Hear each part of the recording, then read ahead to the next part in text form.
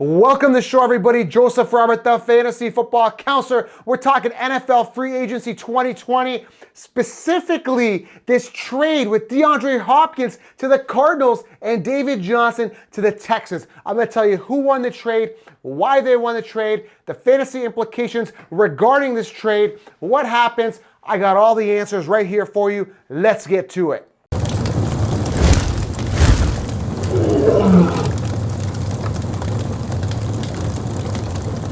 All right, guys, welcome to the show. There's a mega monster blockbuster trade today. David Johnson to the Houston Texans. We got DeAndre Hopkins to the Cardinals. The cards fall where they may, but this was a mega trade. I'm going to tell you guys what I think. And again, of course, who won this trade. Now, as you know, guys, the lion mentality, it's not probably going to be what you want to hear, but these are facts, cold, hard truth. Cold, hard facts, and I'm going to talk about it. Before I do, make sure you guys smash a thumbs up. Let me know your opinion, because your opinion matters. I know there's a lot of lions listening here. We stray away from the sheep, and if you're listening, you're probably a lion. So leave a comment here below in the comments. Let me know if you agree. Let me know if you disagree. What do you think? I want your opinion.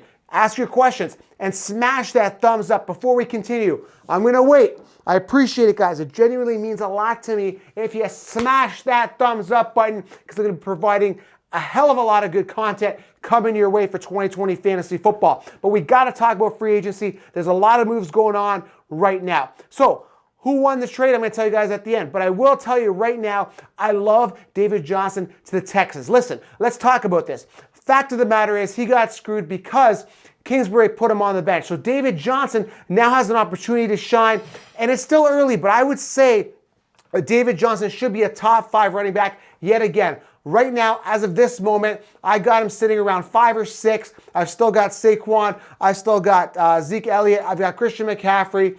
And then I'm starting to think around David Johnson yet again, around 4, 5, or 6. Still very early.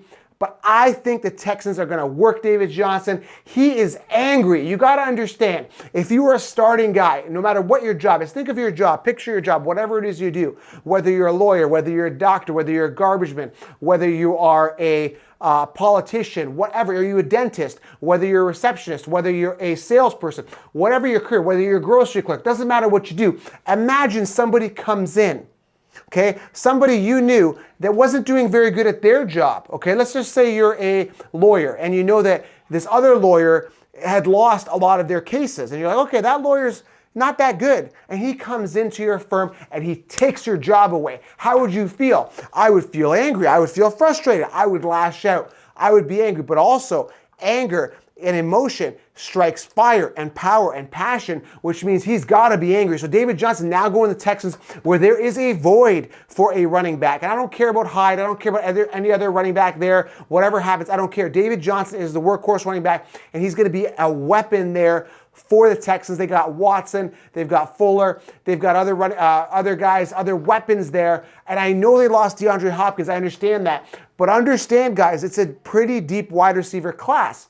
Go and check my last video I just did just today in regards to top rookie wide receivers. Now, the Texans may or may not get him at the 40th pick, but some of the top 5 wide receivers, but they still may get a good wide receiver that's going to fill the void with DeAndre Hopkins. And remember, David Johnson can catch the ball out of the backfield. He's a workhorse, and this is a void that the Texans needed to fill. Why not fill with a guy that's top 5 potential in talent?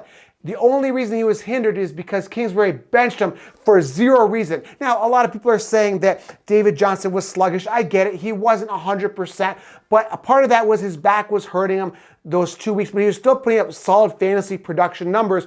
Given the workload that he deserves, he is going to easily be a top 5 back in PPR and standard leagues. Bank on it. Now, let's talk about DeAndre Hopkins. This has a lot of upside with Kyler Murray, but they still got Christian Kirk. Fitzgerald, not sure what's going to happen there. But Fitzgerald, Kirk, there's a lot of weapons to go around, okay?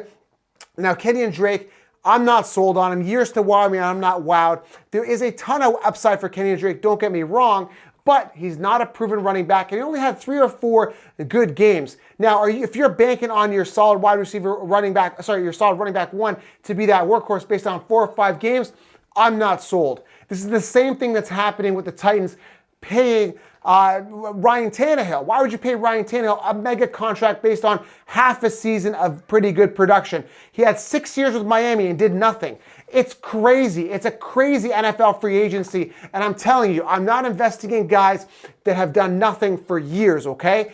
So when you're looking at Kenyon Drake, yes, the upside is there. But if I am the Arizona Cardinals, there's no way in hell I would get rid of a workhorse running back for Kenyon Drake, a guy that's done absolutely nothing for years. He is not on David Johnson's level. I don't care what anyone says. And this year, it's going to be proven.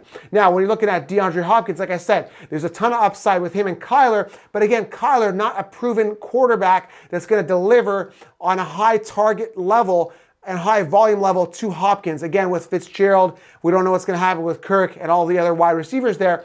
But again, there is a ton of upside, but I'm not really sold on this for fantasy yet. Ceiling is there, but there's a lot of risk coming in with that. So to answer the question, who wins this trade? A lot of people are going to disagree with me, but I don't care because I know I'm right on this lion mentality. And I'm not just doing this to stray away from the sheep. It's just fact.